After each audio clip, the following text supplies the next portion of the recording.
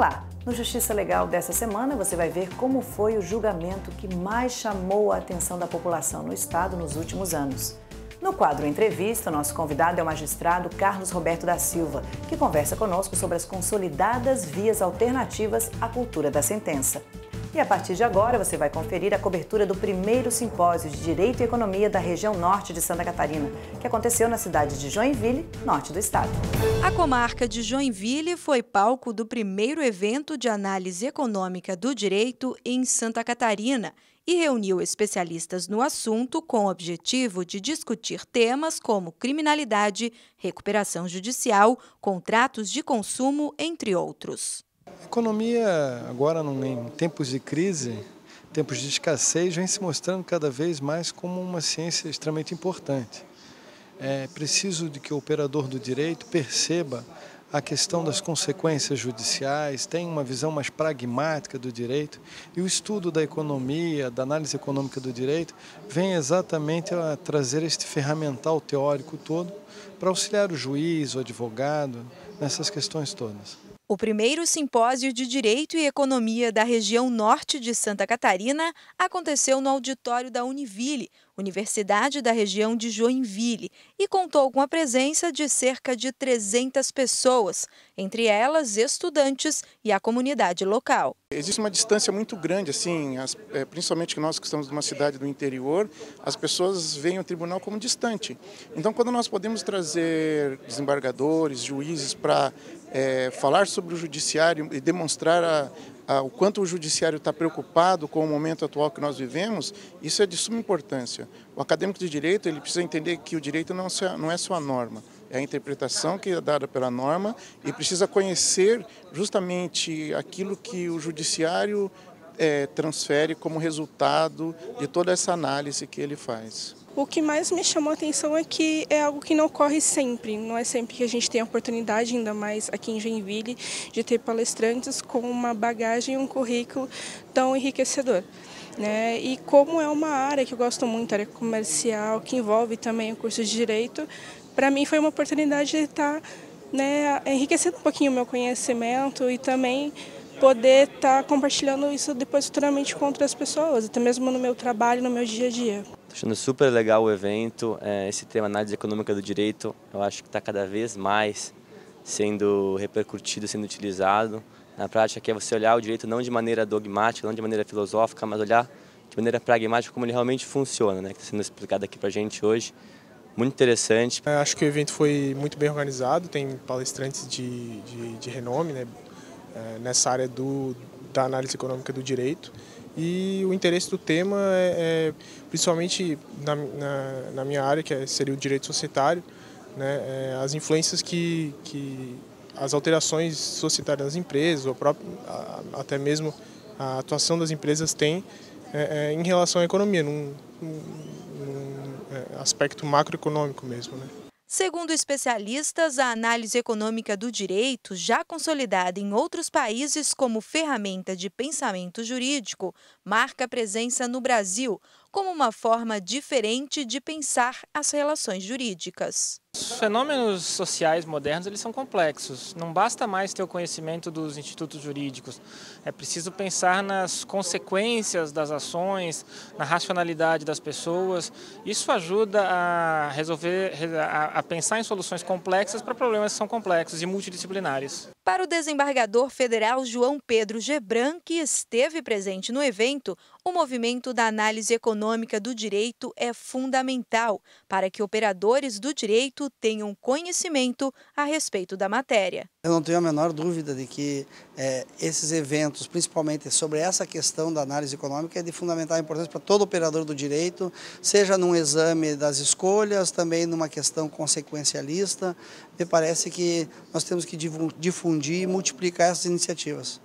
O homem que matou uma criança indígena no município de Imbituba em 2015 foi a júri popular e recebeu a sentença. O julgamento, que aconteceu na Câmara de Vereadores da cidade, durou quase um dia inteiro e foi acompanhado pela comunidade local. O homem que matou uma criança indígena em Imbituba, no sul de Santa Catarina, em dezembro de 2015, foi a júri popular para o julgamento de um dos crimes de maior repercussão dos últimos anos no estado. Será submetido a julgamento o processo em que autor o Ministério Público do Estado de Santa Catarina, por seu promotor de justiça, sendo o réu Mateus de Alva Silveira, pronunciado pelo crime previsto no artigo 121, parágrafo 2º, inciso 1 e 4, parágrafo 4 do Código Penal, cumulado no artigo 59 do Estatuto do Índio, tendo como vítima Vitor Pinto. Mateus Ávila Silveira, de 25 anos, confessou ter degolado o menino Vitor Pinto, de 2 anos de idade, que pertencia à etnia Caingangue. A mãe da criança, mesmo antes da sessão começar, já esperava que a justiça condenasse o acusado. Eu espero que o criminoso pegue uma pena máxima por ele ter matado meu filhinho. Eu acho que eu não sei por que ele fez isso, né, com uma criança. Uma criança não sabe se defender. E por que ele foi matar uma criança? Eu quero a justiça. A audiência, que se prolongou por quase 9 horas, aconteceu no plenário da Câmara de Vereadores de Imbituba e foi conduzida pela juíza Tainara Goessel, da 2ª Vara do Fórum da Comarca. Não havia proposta, doutora, no estado. Doutor, o senhor foi intimado do laudo no momento oportuno e não houve manifestação. Não cabe aqui o senhor fazer uma impugnação à pessoa que fez o laudo. Doutor, está indeferida a pergunta. Vamos em frente, por favor. A primeira testemunha a ser ouvida foi o delegado responsável pelo caso, Rafael Giordani, que concluiu as investigações na época. A Polícia Civil, tem convicção de que ele cometeu o crime lúcido e tinha condição de entender o fato ocorrido. Tanto é assim que nós o indiciamos ele pelo homicídio duplamente qualificado. Eu não tenho dúvida disso. Enfim, agora isso vai ficar mais para o Tribunal do Júri tomar a decisão dele. A acusação ficou a cargo do promotor de justiça Glaucio José de Souza Alberton, que mesmo antes do veredito ser lido, acreditava que os jurados decidiriam por condenar o réu. Já era esperado o interrogatório do réu ser nesses moldes, como ele falou, né? Testemunha o delegado Rafael, na rolada pelo Ministério Público, foi muito clara na linha de investigação que chegou à prisão do acusado, e as outras testemunhas pouco elucidaram da questão da prova que já tem nos autos. Eu vou fazer de tudo para que a tese do Ministério Público seja reconhecida. Agora vai depender da cabeça de cada jurado. Eu vou tentar a justiça nos moldes que eu formulei na denúncia. Militante na luta do povo indígena, a socióloga da Fundação Nacional do Índio também foi ouvida e reafirmou que já havia apresentado em um laudo social solicitado para o caso, a respeito da integração ou não dos pais da criança assassinada na sociedade. Eu usei o meu conhecimento como técnica, como socióloga e como uma pessoa também membro do povo indígena Caingangue. De que eles não são pessoas totalmente integradas à sociedade nacional, baseado na legislação também. É uma família em vias de integração, não totalmente integrada à sociedade nacional. Dado as características da comunidade onde eles vivem, as características deles mesmos. Ele é um caso, né, que não é todo dia que acontece, né, um caso como esse, principalmente aqui em Imbituba, que é uma cidade pequena, mas para mim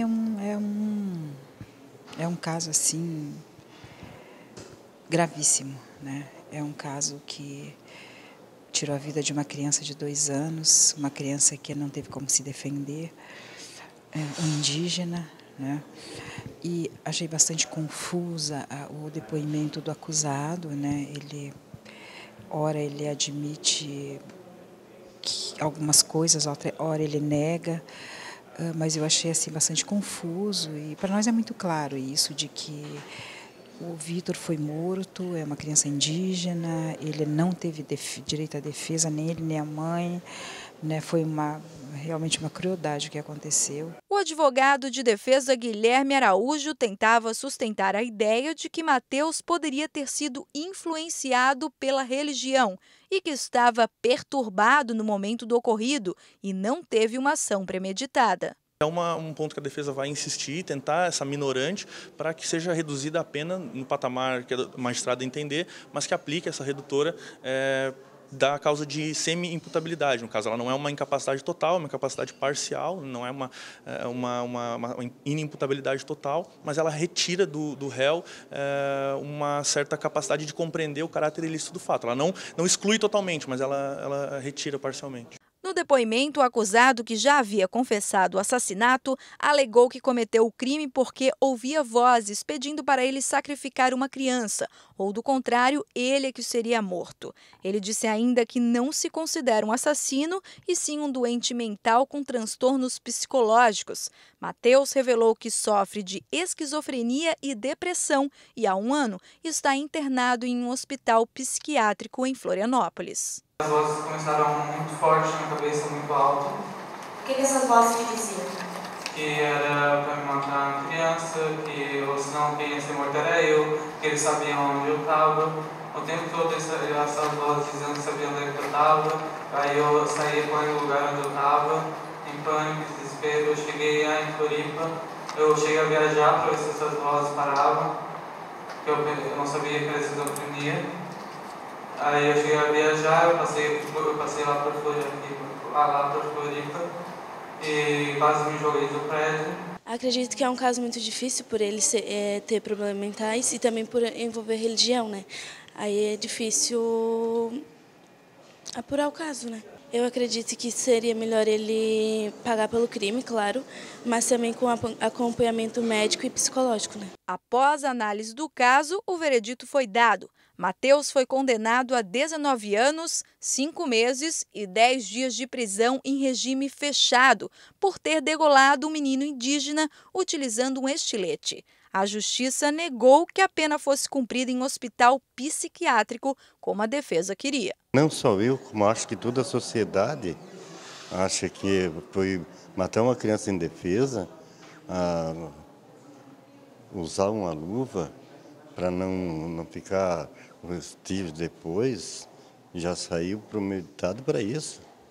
Então eu acredito que ele é uma pessoa que ele pode até voltar para a sociedade daqui a 30 anos, se recuperar, mas eu acredito que ele merece pagar pelo que ele fez. Todas as qualificadoras da acusação, motivo torpe, incapacidade de defesa e o fato dos pais do índiozinho não serem integrados à sociedade foram aceitas. A defesa do assassino já informou que irá recorrer da decisão de cumprimento da pena em presídio e do aumento de 1/3 da pena, sob o argumento de que se trata de índios integrados à sociedade. Você já ouviu falar em jurado voluntário? Essa é a denominação usada ao cidadão que se inscreve voluntariamente para participar de um julgamento no tribunal do júri. Os jurados representam a sociedade da qual fazem parte e, dentro de um processo, decidem em nome dos demais. A função do jurado é tomar a decisão com base na lei e na situação de cada processo, de maneira individual. Dessa forma, um jurado nunca deve tomar a decisão a partir de ideias de cunho religioso, ideológico ou político. Participe! Ajude a fazer justiça exercendo um ato de cidadania. Seja um jurado voluntário. Para se inscrever, basta acessar o site do Tribunal de Justiça de Santa Catarina, na área da Corregedoria Geral da Justiça, e preencher o formulário disponibilizado na página. O Poder Judiciário de Santa Catarina conta com a sua colaboração para garantir uma justiça cada vez mais democrática e transparente. E a seguir, no próximo bloco, no quadro Entrevista, recebemos o juiz de direito Carlos Roberto da Silva, que conversa conosco sobre as consolidadas vias alternativas à cultura da sentença. Não sai daí, voltamos já já.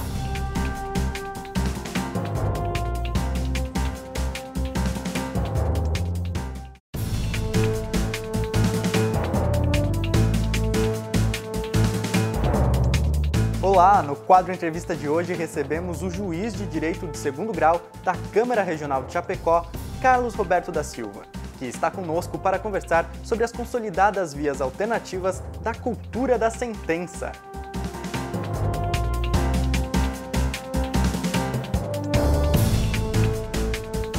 Olá, doutor. Para começar, eu gostaria que o senhor explicasse o que se define por cultura da sentença. Cultura da sentença é um termo que sugere, né, a tendência do Estado e dos jurisdicionados de aguardar a solução do litígio apenas e tão somente via decisão judicial. Ou seja, se imagina que a sentença, a decisão do juiz, é o único meio que possa efetivamente solucionar o conflito. É essa a cultura que temos hoje em nosso país. Doutor, a cultura da sentença colaborou para o congestionamento do judiciário brasileiro? Não há dúvida. Nós, no nosso país, vivemos a época da redemocratização, né, no início da década de 80, e o apogeu dessa conquista, dessa reconquista democrática foi a Constituição de 1988. O que aconteceu de lá para cá, com a reconquista da democracia, foi uma abertura ainda maior das portas do judiciário para a população. Ou seja, antes as pessoas não procuravam o judiciário como procuram hoje, resolviam os seus conflitos de outra maneira. Hoje, todas as questões, muitas questões afastadas do judiciário são judicializadas. E essa cultura da judicialização é também, por outro viés, a própria cultura da sentença, ou seja, a busca do judiciário para a resolução de todas as questões, mesmo questões que eventualmente poderiam ser resolvidas com medidas de composição, medidas de aproximação das partes, né? E a sugestão é exatamente essa, de que os meios alternativos se insiram cada vez mais no nosso ordenamento, a fim de que se proporcione esse descongestionamento, ou seja, se coloque à disposição do jurisdicionado alternativas de solução do conflito que não sejam necessariamente ingressar com uma ação judicial. E o senhor poderia destacar qual foi a importância da Lei 9.099 para o judiciário brasileiro? A Lei 9.099 representou uma transformação muito importante no nosso sistema jurídico. Só relembrando que antes dela, nós já tínhamos uma lei dos juizados especiais, disciplinando os juizados especiais, porém com uma competência muito mais reduzida e não com todas as características que hoje temos. Era uma lei de 1984, que veio após o início de um movimento em prol da conciliação que começou com colegas magistrados no Rio Grande do Sul, promovendo audiências conciliatórias lá no Rio Grande do Sul. E naquele processo anterior até a Constituição, no começo da década de 80, nós tivemos essa lei federal, trazendo então os juizados especiais.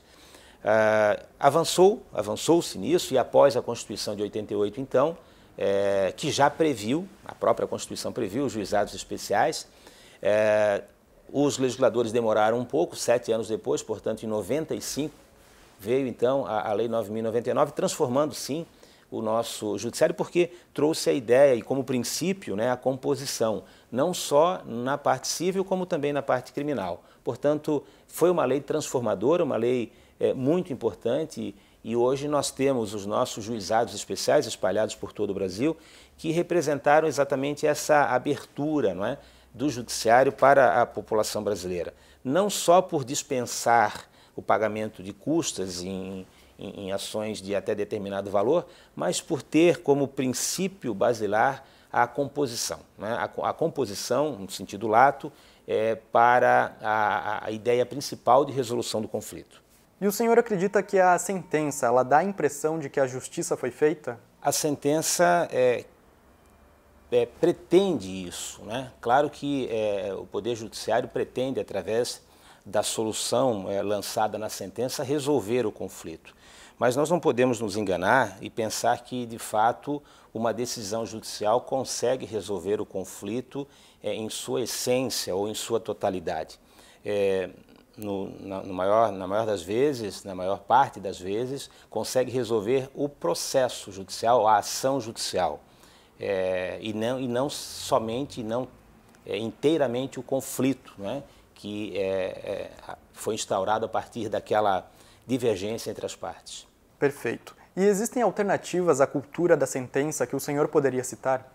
Essa é a ideia que eu defendi na minha tese de doutorado e acredito muito, né, nessas alternativas à hipótese de apenas a demanda judicial resolver o conflito.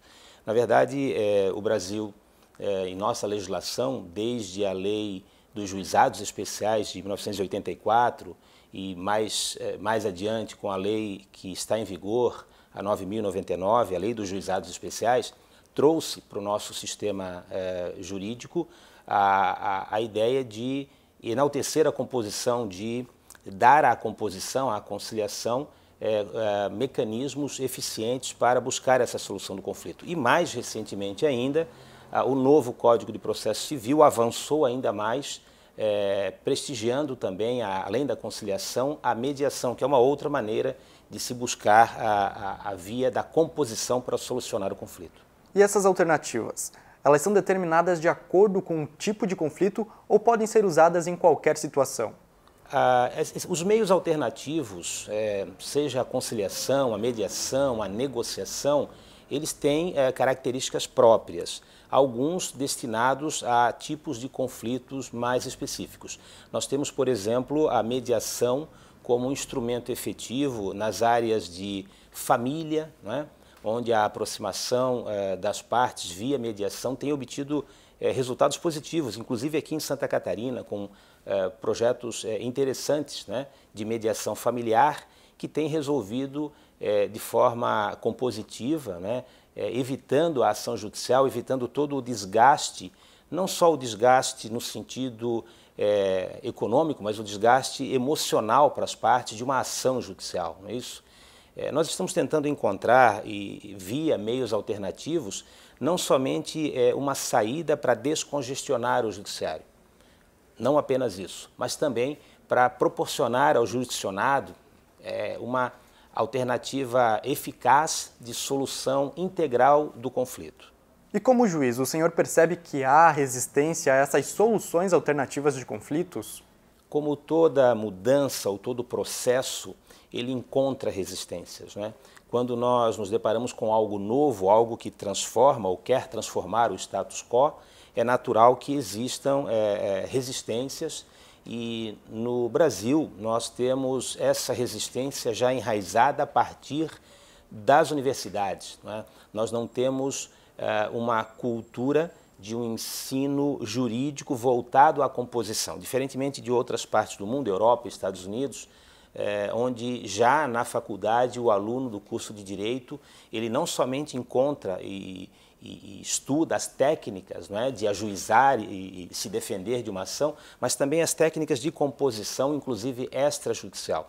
Nós precisamos avançar muito, já houve um avanço, mas eu creio que nas universidades ainda há muito a fazer no sentido de mudar as matrizes curriculares e inserir disciplinas, não só optativas no final de curso, mas disciplinas obrigatórias, disciplinas base, no sentido de formar não apenas um técnico do conflito, um técnico para propor ou se defender de uma ação, mas um profissional jurídico capaz de aproximar as partes e tentar essa solução integral via composição. O senhor poderia nos citar alguns casos de sucesso de medidas alternativas?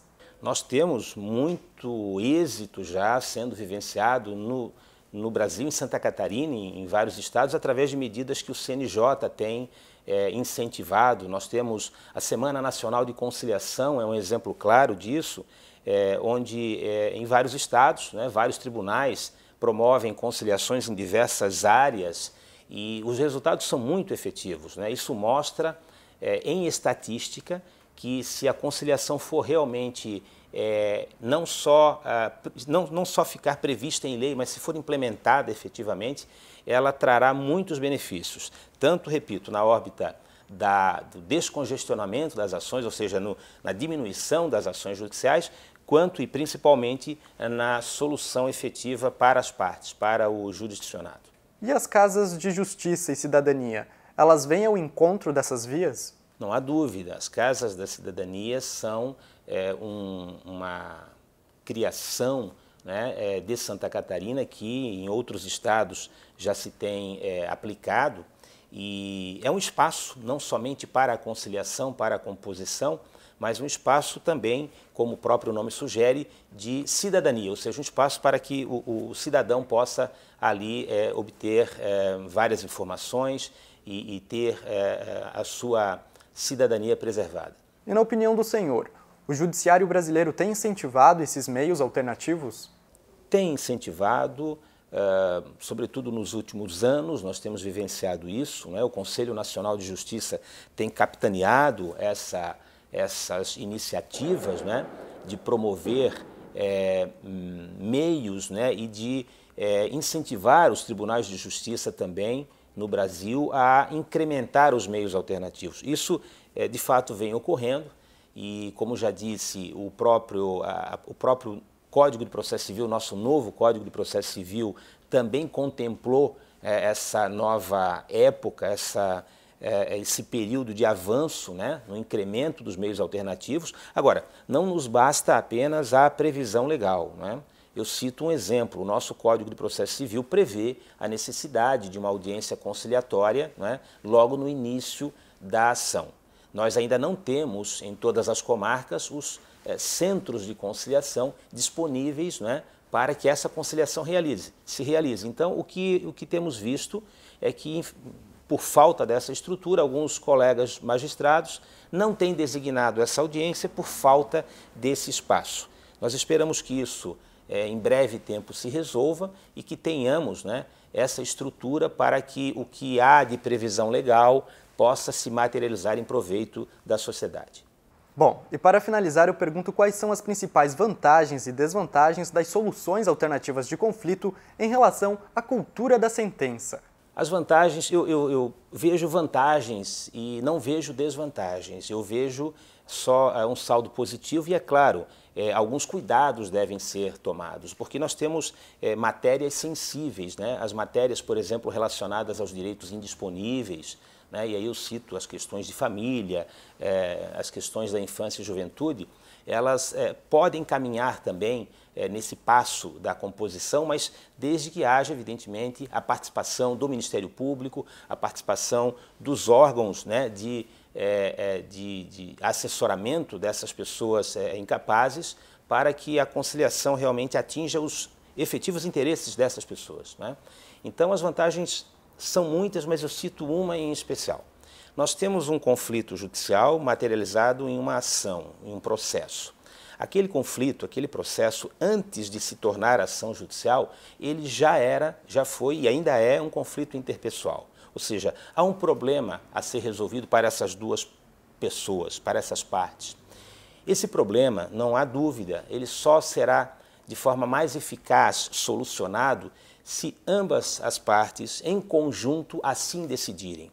A questão da cultura da sentença e dos malefícios que essa cultura traz está exatamente na imposição da decisão por parte de um terceiro, que é o Estado.